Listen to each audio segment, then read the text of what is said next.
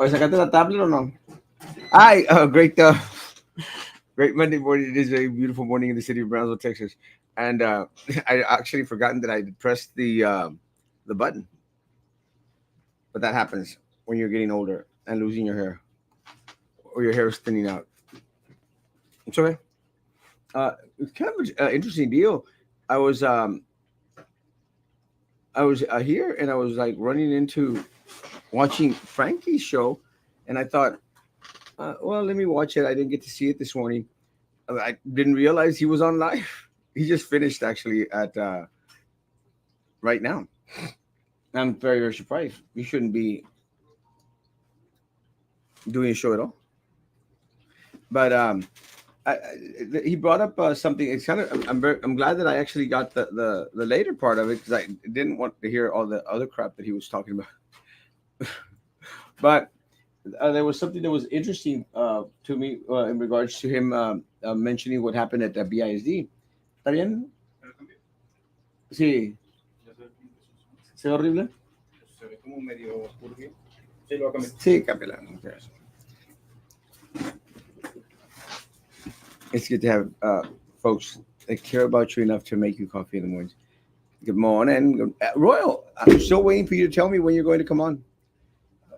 You know, Royal has a very interesting perspective in regards to everything that goes on in the city of Brownsville, and I always like his input. I actually contacted Captain Bob as well, and I was just going to mention Richard. Let me tell you, man, I love your stuff, bro, and I'm glad that you're coming back with these parodies and these storytellings and stuff. They're needed, and I can't stress enough. I think everything is kind of cool because everything adds to it. One of the things that I appreciate about this morning's show with Frankie, which we'll talk about, he's supposed to be on in a little bit. One of the things I appreciate about Frankie's show and Maggie is they're so well versed in regards to everything that's going on currently with BISD that it's good for me, and I appreciate that because it lightens my burden, my load, and I could use that in my life right about now. Although I will say, and let me say out just for what's it called for clarification or for I can't think of the word. Let me just say that disclaimer. Let me say that I'm doing good. I feel good. I'm almost completely back to where I needed to be psychologically, mental wise. But I'm doing good, and I appreciate again all the text messages, the inbox messages, the calls, the concerns of a lot of folks out there. I'm doing okay. Last night I went to main event. Fire alarms not in compliance at some schools. What schools? Let me know what schools, and I'll address it directly with their staff, their principals. It's getting to that point. Um, I don't know why I have this weird little break right about there. You see where it's red? There's like a little break in there, and it just doesn't seem like like if I cut it with something, it just doesn't seem to feel cute. Do you think that the governor's free bus rides is what's bringing the illegals to Texas? I've never actually seen it that way. Um, One of the things that I do know, Peter, is that a lot of folks are just coming over. They're just coming over. So it does. I don't think that the bus rides are motivating anyone. Like, oh, let's go get a bus ride. They're coming anyway. Bus ride or no bus ride. I think the federal government is good enough to provide them with airfare all the way to anywhere they want to go. I mean, I've been at the airport. Uh, I know Frankie doesn't go past San Benito, but I've been to the airport, and let me tell you, the planes are still filling up with a lot of individuals that are flying uh, out to Dallas, Houston. and getting flights elsewhere throughout the country. So I don't think a measly bus ride is something that they're people are looking forward to. I think they're more looking forward to getting those free airplane tickets. I don't know. How you doing, Frankie? Oh, pretty good, Erasmo. How about yourself? Happy Monday. I'm doing good. No more mental breakdowns today. Just today? No, no, no, no, no. Actually, I'm doing really good. I'm glad that you're concerned about my mental health. Good. I'm almost back to where I don't care again. So I'm pretty good in that respect. Oh, yeah, it's that it was interesting. I actually caught your show, the last part. It was kind of weird because I think I did share it, and um, and I thought I was actually sharing uh, because I the one I missed at 7 o'clock. But no, you started late, so you finished just about right before we started, which I thought was kind of trippy. But I was going like, huh? So I didn't catch on, but I did catch the last part of it, and that I think that was very interesting. What's going on with the insurance? A lot's been going on with the insurance. As we heard last week, there has been rumors that Dr. Rene Gutierrez is getting a job at McAllen? McAllen, and that vacancy was closed, or the search for the vacancy was closed just yesterday. And by law, they need 21 days before they announce someone before he takes the helm. The thing that's going on with the insurance is that it seems as if the majority is set to award a contract, or the insurance contract worth millions and millions of dollars, to a Dustin Garza, who previously served BISD as the insurance consultant. It is alarming to find out at Osmo that this individual, his office at his direction, while he was at the helm, that he mismanaged $10 million. Now, they're coming back and saying, "Hey, well, it's okay. You duped us for $10 million. We're still going to give you a contract for millions of dollars." Not only that, Erasmo, but there's also third-party vendors who are providing diabetic services at, again, millions of dollars for something that the current insurance provider, United Healthcare, could do. So it's like a double dipping thing. And here we have individuals talking about transparency, talking about being fiscally responsible, when essentially they're just wasting our money, and not in the hundreds, but in the millions of dollars. Well, they're pushing it away, and one of the things that came to mind when you were talking about this was first of all the double dipping. One of the things that I remember very clearly was had the same issue with the board attorney, Baltasar Salazar, in respects that the guy was making crap loads of money. I think as much like $250,000 from BISD, and we were still paying out subcontracting to all these other attorneys for the stuff that he couldn't do or wouldn't want to do. And he became like the guy that would just distribute the cash to whichever entity he wanted to. And again, we're talking about individuals who ultimately are going to put money back into the politicians' pockets, because that's what it's all about. I mean, you had different attorneys who would constantly appear on the financial statements that board members would turn in. My question is, are there any links right now to Dustin Garza, contributing, being a part of these fundraisers that now the board members are setting up, or even individuals like Eddie Garcia that's all of a sudden running for um, tax assessor collector? I mean, have they been made promises in regards to, hey, it goes both ways, baby? The interesting thing, Erasmo, is that him being the insurance chair did not make a peep. He did not say anything. And here we have an individual that is running for office. Maybe it's best to, you know, be quiet, not make any waves, try and go under the heat. Also, Erasmo, was very alarming was that, and that's how we titled the main the main segment of the show, the BISD puppet master, because Dr. Rene Gutierrez, according to board members Elizondo and Peña, that he moved his mic and he pretty much pushed Daniela Lopez Valdez, like pretty much saying, "Hey, you got the votes. Come on, vote, vote, vote, vote, vote. Like let's get it over with." But again, isn't this person supposed to be the gatekeeper of BISD and save us millions of dollars, or is he just part of the problem? That was very alarming. Erasmo. I haven't seen a board member. Does it happen? It happens, but to do it out in public, live, in front of the community, that's pretty shady. Well, it's problem is it's the Tony Martinez effect. Uh, they get so brazen, so brave that ultimately they don't care. They'll do it and say it out in public, and nobody's going to put a stop to them. I understand what you're saying in regards to them being concerned about. I think they made me an espresso instead of regular coffee, but it's okay. Yeah, that's going to be strong.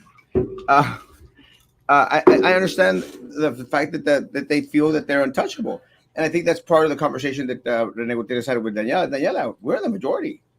We can do anything we want, and part of the problem, Frankie, something I think that you just mentioned. There's got to be that separation, because a lot of times you hear this, "Oh, we're a team of 8." It's not the way it works. The superintendent is not an elected official. Superintendent is an employee. It's actually one of the only employees, one of the two employees that the board member actually hires.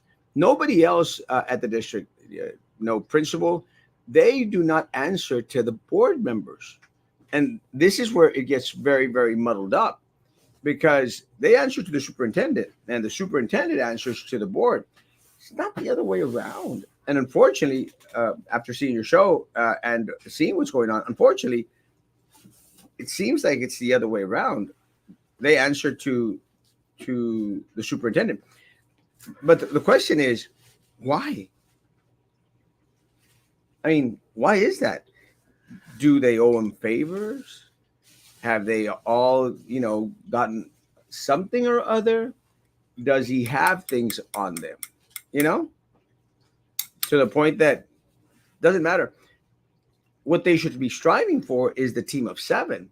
And unfortunately, that's not the case. And that usually never is the case. There isn't really ever a team of 7. It's always the 4-3 or the 5-2 mostly at times, which is something that I think I wish Gata would be on or come on, because she could speak of the 5-2. I can speak of the 5-2 as well. Uh, because most of the time, in regards to BIZ, it was, you know, us being at the bottom of the rung. And it really, really sucks, because a lot of the wheelings and dealings that individuals like Sylvia Atkinson got away with, Frankie, was because of the 5-2, because she had control of the majority of the board and manipulated the majority of the board. I think the only one that was like on the borderline was Philip Cowan, but Philip Cowan was that flip flopper, would go, would just flip flop. You'd have talk to him about, hey, we got to take care of this issue, and Sylvia went in there and convinced him to go vote otherwise. It's just a sad situation. And that is the sentiment that the super has. Closing, at closing, the board members did apologize to the community and say, you know what, we're passionate, stuff happens, we apologize, da, da, da. The superintendent did state, we are a team of 8, and I kept on looking at, no, you're 7 plus you. But that's the sentiment that he has, and it's interesting to note, what is there? Is there something? Does he look the other way whenever these individuals want their compadres, their family members, to get certain contracts? Um, he holds a lot of power now. For him to do what he's doing, it's very unfortunate, because again, he's supposed to be the gatekeeper.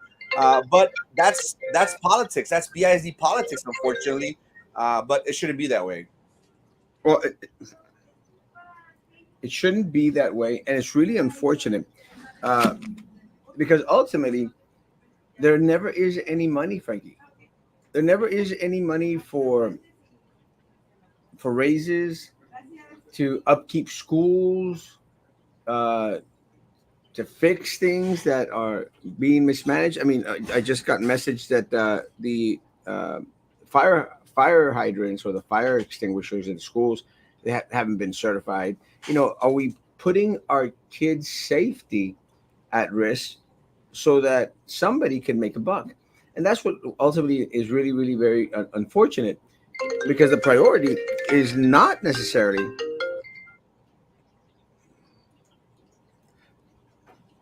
not what is in the best interest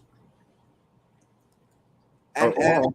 and that's something, Erasmo, that has been coming up as of late. And again, we're talking about BISD, $500 million budget. They're always saying that the teachers don't deserve a raise. You've already been given money. You've already been given money. But now we're going for the vote in November to increase the taxes in order to pay for the teachers' raises. Now, who benefits from this? Only the superintendent, because it's already in his contract that whenever the teachers get a raise, he gets a raise. But a 2% for the teachers is different from a 2% for someone that makes $400,000. So, what I would encourage your viewers at Osmo is to vote no against this tax increase, because when we look at the big picture at Osmo, how can you not give teachers a raise with $500 million? And the information that I've been receiving, and I'm sure you know this as well, has been that BISD, the majority, has been overspending. That they are, since it's not their money, I guess they're just pretty much awarding top dollar contracts, and they don't have enough money for teacher raises. And it's funny, Erasmo, because they say, "Oh, well, we already gave them a raise; they don't need a raise." But then when it comes down to the taxes, and look, we all know this all happened because of Governor Abbott. There's an offset of $10 million, but essentially, the community did not vote for these board members to kick the can down the road and have us, the community, vote on a raise. That should be something that should be done by the board members, elected officials. But I would encourage your community to vote no. The teachers are not going to benefit from this, even though No. there's a 2%. They're going to see what, $30 increase in their paycheck, if anything. Well, The one that's going to benefit from it is top administration and the superintendent. something that you mentioned is that I thought was right on point was ultimately you're going, and I think you mentioned this, I might be wrong. Ultimately, it doesn't matter if they give you. It's like the taxes, Frankie. It doesn't matter if they give you a 2% if they're screwing you over on something other. Like this is one of the things that we dealt with the insurance, because a lot of the people were thinking like, oh well, I'm going to save money on my insurance payment. And actually, we had a couple of the the teacher associations out there going like, yeah, that's great. We're going to save a couple of bucks here and there, but ultimately they didn't realize that their premiums were going to go up. They were going to pay more out of pocket. So it's like the tax thing. ¿De qué sirve que te den 3%, decrease in your taxes if acá por atrás the appraisal value is going to go so high that you're still paying more? So ultimately, that 2% raise, that 3% raise that they are going to get, it's going to get eaten away by individuals like the insurance thing, because it really is amazing that something that is already provided, you're going to contract out to. And what's worse, there's someone like Dustin Garza, Frankie. The guy was brought into BISD. The guy had nothing to offer. The guy didn't know anything. Actually, he was before. I think that it went up to $10 million. It was $7 million, and he was out there going and presenting at the meeting, saying, "Oh no, we're doing great." Whilst we knew that it wasn't the case, we were in the red, and he was getting it deeper and deeper and deeper into the red to where it's now. I think you mentioned the amount, $10 million. That's crazy. How is it that BISD and the city of Brownsville and Cameron County, they award stupidity? Yeah, and the first figures that I heard that were presented to me, or I was being known that it was 4 million. And then once I started asking questions, they said, "No, Frankie, it's not 4 million; it's 10 million." And again, this is an individual that was brought to BISD by Rene Gutierrez. He was from Edinburgh. So now what we have is essentially he's trying to place Dustin Garza in insurance before he leaves. So BISD is going to be in a hole. These individuals do not have the community's best interest. If he mismanaged $10 million, how do you, when he was a consultant, the insurance consultant, what do you think he's going to do once it's actually him? Actually him at the helm. It's very alarming. Well, the timing, Frankie. The timing is really, very, very telling. I mean, he's about to leave, uh, considered a finalist back in McAllen, if not the lone finalist, which is something we won't find out till a couple of weeks from now. But he's putting his people in play to where he still has a foothold at BISD.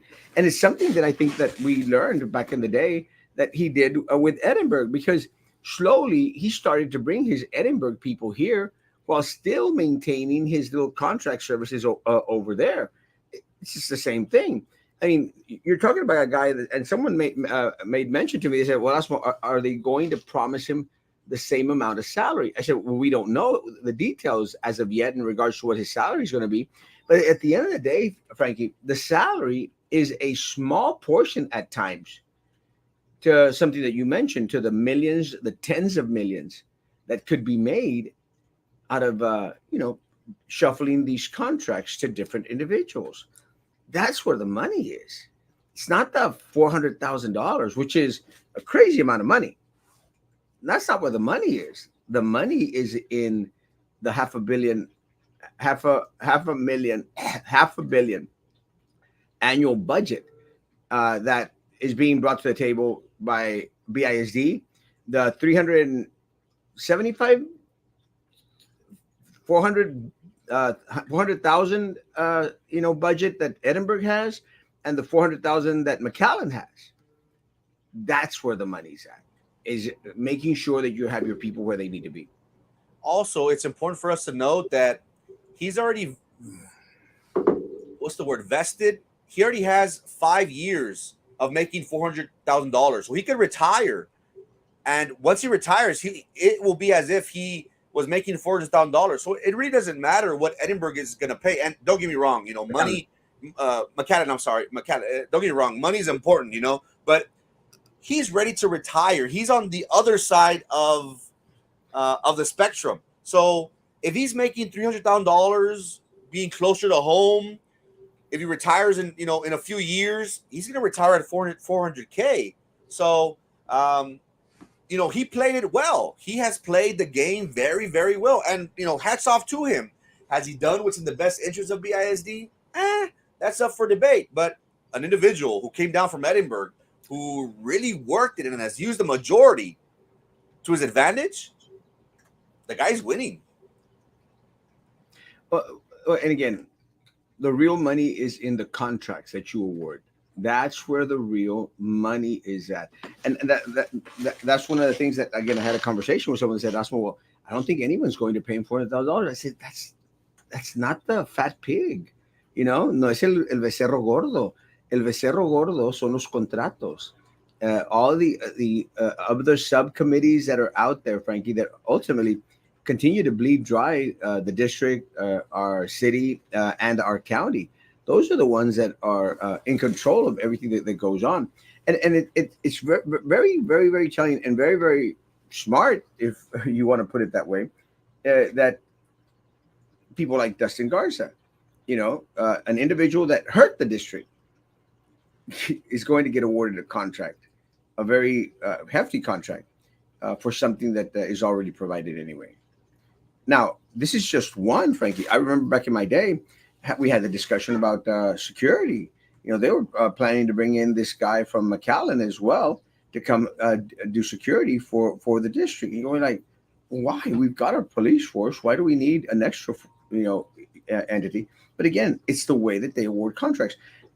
My suggestion, recommendation to anyone out there that is on the board is start going over a lot of the contracts that are being awarded towards the northern part of the Rio Grande Valley, and start connecting the dots. I think that's one of the things that I think Maggie is doing really well. And I appreciate Maggie doing it, and she's starting to mention it because I think finally they're starting to get it. You got to connect the dots because you can connect them. This Dustin Garza is probably one of the most obvious stupidities, the most obvious. But Frankie, if they're so brazen to bring back Dustin Garza and award him a contract, how many other contracts out there have been awarded to individuals? that are going to ultimately put money back into the pocket of the superintendent or his team of four. And it's interesting that it's always, it's always, it seems like the tip of the iceberg. We always catch something, but we always wonder, what else is there? If Abajo. this is something on the biggest, on the biggest, it's so magnified that it's so obvious. What other contracts? And there are smaller contracts of 50, 100,000, $200,000, which the size of BISD, that's pocket change. But it just goes to show you that there is rampant corruption at BISD, and it is no secret at Osmo. It is not a coincidence that we're strapped for cash, because it seems as if we're dishing out cash a lo sonso. But Sonso. that's what the community chose, and that's what the community has to deal with. Again, there are elections coming up in this upcoming Year. next year. Let's see how the community responds to all the shenanigans.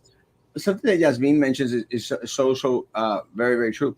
One of the things that after we learned, Frankie, after we learned about Sylvia and her mismanagement of federal funds, you know, we that were in the minority, we screamed out, "Let's do an independent audit. Let's audit these departments."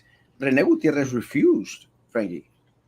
He refused to effect an audit. I think one of the things that was brought up at one of the earlier meetings this year, after Carlos Elizondo and Frank Ortiz and even Minerva Peña, they were asking for an audit, of the mishandling of a lot of the funds, and they refused. Why would they refuse unless they felt that they had something to hide? And it's the same question I had when we dealt with the Sylvia Atkinson thing. Why would you not want to know where we're hemorrhaging all, to use your words, hemorrhaging all this money? Why? Unless you have something to lose from it. And it's like, uh, I don't know if you remember, but they did that pay study, that work study, where they were going to determine what positions they could start to weed out. We spent like I think if I'm not mistaken, like $150,000 to give an amount on that study, and all that was presented, Frankie, was from janitors, custodial workers, food service, counselors, teachers, principals, and they stopped there. But they had done a complete study. So they also included staff at the Glass Palace, the AAs, the deputies, and the superintendent to see if we were getting the best bang for our buck, the biggest bang for our buck. And Frankie, they never presented that. They never showed that. They showed acá the blue collar workers, never the people at the top, because the people at the top are going to be protected, and the individuals on the bottom don't have that type of protection. What annoys me, Erasmo, what really bothers me and irks me is that,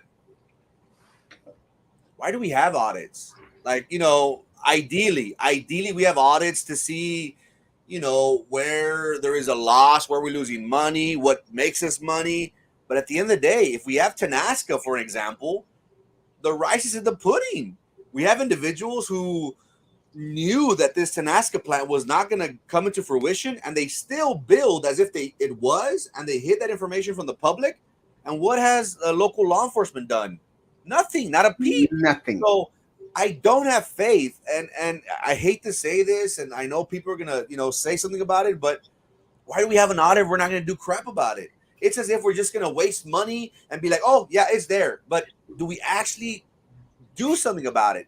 No. It happens from entity to entity, whether at the city, at the county, at BISD, unless you have four in the majority that are willing and able to say, you know what, this needs to look into it. And I know we have people in the city that have said, we have forwarded this information to the proper authorities, and this is something that Luis Science and his department will take a look at it. Is it criminal in nature? Is it unethical? There's a fine line there, but it just pisses me off whenever, oh, let's do an audit, but you don't do nothing about it. So then why are we wasting money? Well, again, because when you have a corrupt majority, Nothing is ever. It doesn't matter. It's like the Tenasca audit. I'm glad you mentioned that. It literally stated that uh, Martinez, Brugiak, they lied, they deceived, they hid, and they kept on with the farce. You would think that there's something illegal there, you know, but at least now we know. And let me tell you, I appreciated the Tenasca audit. I appreciate the Tenasca audit, and I appreciate it because everything that we've been screaming about for years was proven right. What bothered me a little bit about the Tenasca audit is that a lot of people went on this little trip that now everything's going to change, and this is where I agree with you. You know, a lot of folks out there, like Susan, the other little group that we were part of at one time. Everyone thought like, well, yeah, we've got the proof, we've got them by the balls. They're screwed. I'm going like, it's not how it works, guys. You know, everyone thought, oh, we're getting our money back. I'm going like, it's not how it works. We're getting nothing. Literally, we're getting nothing, and we got nothing, Frankie. And had a conversation with a couple of folk from the city, and thanks to some individuals, you know, and thanks to uh, former Mayor Trey Mendez, at least we got a little bit back. You know, a little bit back, but we were never going to get the 179 million, Frankie. Never going to get back the 179 million. And this is what's so trippy for me, Frankie, because it seems like como que like the number every single time that we piss away money, Frankie, it always seems to be 150.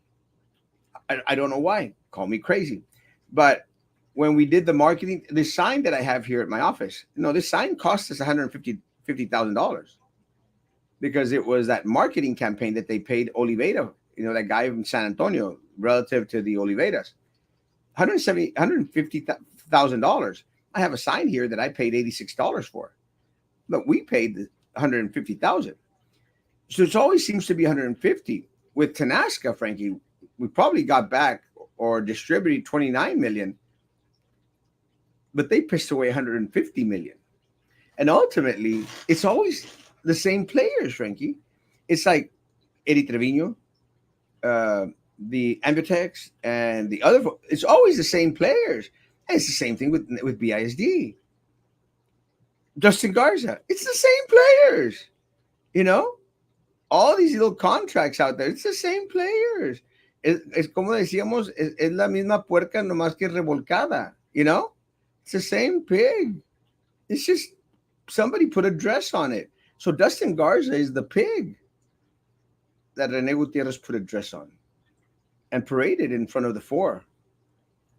And it's not a team of 8. It should be a team of 7, but really it's a team of 5. It's going to be interesting to see how this moves forward. The information has been, put out there. Will the majority continue to double dip? They know that the community is aware of this. It seems as if their hand is caught in the cookie jar. Are they going to allow this mismanagement to continue, or are they going to say, you know what, all eyes are on us. This is in our best interest. Elections are coming up. I vote no. That's what it seemed. The way it went, because they tabled it. They tabled it because they wanted United Healthcare to come back to them and say, "Hey, do you provide this service?" And they do. The other third party probably does something different, but when you put it all together, it's still the same service. So we'll see, man. It's all eyes are on BISD. Usually, Erasmo, at the BISD meetings on YouTube, there's only probably about 100, if they're lucky, 100 views. This past board meeting, there's close to 1.5, 1,500 views. The community is watching, and now more than ever, it's important for us to start thinking about the next election. Well, I think again, I think it's the Tony Martinez factor. They're so brazen, and they trust that the community is not going to give a rat's ass. that they'll do whatever they want. Uh, just to answer Victor's question, Victor, don't ever forget that they still haven't given us a performing arts center, and we paid $53 million for it. Where are the $53 million? Where is the performing arts center? And word is out there, Frankie, that the property that this district has on Morrison is going to be up for sale. They're going to pass it on, and the city might be interested in purchasing it from it. And that's just going to be very, very sad because that was the area that was going to get for us a performing arts center. It's not going to get anything. But let me say one of the things that I think that you mentioned, and you might be more in tune with this. I mean, isn't it a good opportunity to go into negotiations with United Healthcare? Because if Dustin is saying like, well, I'm going to do uh, two blood pressure exams instead of one, isn't it a good point to go back to United Healthcare? Guy, we got someone out here that's offering us, you know, two blood pressure exams a year. Can y'all match that? Can y'all better that? It's a form of negotiation. That's what capitalism is all about. I'm just concerned that they're going to find any little excuse to say, you know what, let's award El Compadre the contract. Yeah, I think Dustin Garza is the third party vendor, which right now currently is Salazar Insurance Group. I think that who Dustin Garza is set to replace, according to what I've been hearing. But wellness management third party vendor, um, is pretty much doing what United Healthcare is going to do. And Dustin Garza, United Healthcare, they're two different things. The district just chose for the provider, United Healthcare, to be the insurance carrier for the district starting in January. And Dustin Garza, all he's going to do is just administer the benefits, the claims, and things like that. But is it something that United Healthcare could do? Yes, they could do it. Is it going to be, you know, amplified? Is they going to do everything across the board? Probably not. But it is going to be pretty much the same services that these third party vendors are seeking for, which for the same price. Well, it's going to be interesting. Again, who is ultimately going to be affected, Frankie? It's the taxpayers, it's the teachers, it's the employees, it's each and every one of us. But that's what the community chose to lead them, um, into victory. But unfortunately, all we've been seeing from this majority is mismanagement, spending, spending, spending. But hopefully, we can change that. We'll see. I want to have faith that people are starting to wake up, but for some reason, I've lost that a little bit along the way. I'm hoping that more and more people out there is that will become more a part of the electoral process this upcoming 2024. We'll see. Let's get to the question. Pura ratas, yeah, but unfortunately, if the board members don't want us to lie on them, then I challenge you to prove me wrong. Yes. Lou Sainz should have been helping us, so I ain't voting for him again. He's not going to have an opponent. No one is going to run against Lou Sainz. Have you heard of anyone, Frankie? Nah, no one's Nah, gonna run against. no one's going to run against him. He's too powerful, and that's one of the things that's unfortunate. He is so powerful that ultimately is not going to help the community out in regards to didn't help out the community in regards to the Tenasca thing. Nothing happened in regards to the BCIC thing, although we all already know that it was just a mess.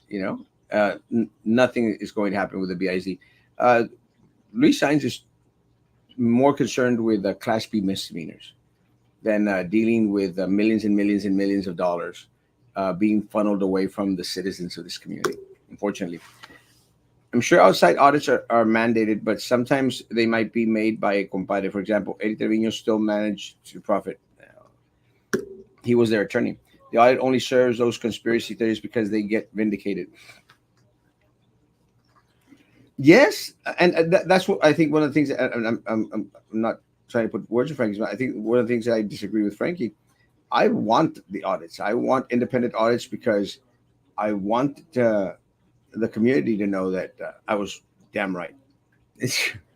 and and they were so very wrong because it's trippy. And I think one of the things that I think that that Maggie is understanding now that she's more and more involved with BISD, and she's made mention of it, is how right we were for so long, and how horrible they've been for our community.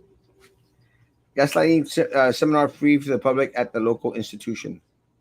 PUB is charging more than ever now. Yeah, Frankie, my bill was $185 a month, Frankie. I'm paying 360. You know, I'm paying double of what I was paying when I first opened this business here. I mean, and it's trippy because I had bigger space back then to cool down, and I'm still paying twice as much now. So, all the promises that were made by the Cowans and by the individuals that were running for city commission, well, they're bullcrap. But what really trips me out, Frankie, is, and again, this is one of the reasons why I was just like, I gave the point that I just, you know, que sigan comiendo caca si es lo que quieren. But it's one of the, that told you so, you know? It's like the mayor promised we're going to lower your bill. Didn't happen, you know? Going to fix the zoo. Hasn't happened. I think the only thing that might help the zoo right now, Frankie, is that BSD is hemorrhaging all this money, and their CTE program is going to crap because this guy, Dr. Alvarez, supposedly left it in shambles. Right now, I think the former principal from Falk is leading the CTE program, and hopefully she can build it back up, to where it needs to be. It's just a very, very tough job, and I feel for her because she was left a department that was left in shambles, according to what individuals in there say. So maybe now the district will be more in tune in regards to giving away Cummings or selling Cummings to the city so that the zoo could grow. But again, my concern, Frankie, is you're going to trust these individuals that you have right now, like the majority on the school board and the individuals on the city commission, with such a big undertaking. Can we really trust them with all these millions and billions of dollars? Look, John Cowan is interested in making money for himself in Sampaio. That's all he's interested in regards to all the buildings and all the El Jardín renovations and all these industrial parks that they want to build. That's the only interest. That's the only reason that they're there. Who's going to speak out against it? No one. Y el problema es de que todos tienen cola que le pisen. You see what I'm saying? Todos tienen cola que les pisen. And that's what the matter, the issue is.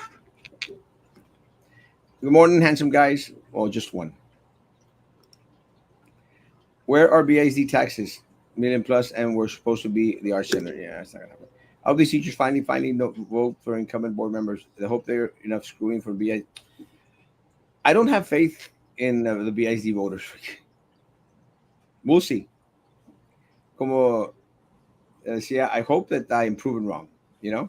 You know, um I thought that was the case. When we ran, I think things are changing now. I don't see how this majority is gaining traction. It seems as if they're only falling from grace. Look at Jessica Gonzalez. Everyone thought, oh, we have this, stay-at-home mom. She doesn't work. She's always involved. She's gonna know what I have to deal with in trying to get these teachers, administrations to provide a better quality of education for my loved one. Look what we've got. We got an individual who was caught receiving a loan from Lone Star National Bank shortly after she became a board member. She pretty much screwed over the minority when she was awarded the position of the president, only to turn around and side with those individuals that pretty much shut her up. They treated her so bad when she was in the minority, and what did she do? She sided with them. I hate to use this analogy, Erasmo, but it's kind of like domestic violence. Whenever the woman does not leave the spouse because they're beaten, they're threatened, but at the end of the day, they say, "Oh no, I can't leave I can't leave them. I can't leave them." That's what we have from Ms. Jessica Gonzalez, unfortunately, the board president. I'm confident that now the voters are starting to see what they're up against, what we're all up against, and it's going to be very difficult. It's going to be very difficult to get over that hump, Erasmo, but I'm confident that the voters will elect individuals that will truly be transparent and will truly um, be at their mercy in regards to doing what's right. I'm confident. We'll see. I want to be proven wrong. The teachers should walk out to draw attention to this problem. They can't. It's not an option, unfortunately. In Matamoros, I don't know if anyone keeps up with the situation in Matamoros. Uh, Matamoros, they're actually on strike. I think all Tamaulipas is. Frankie, anything else that we need to share out there?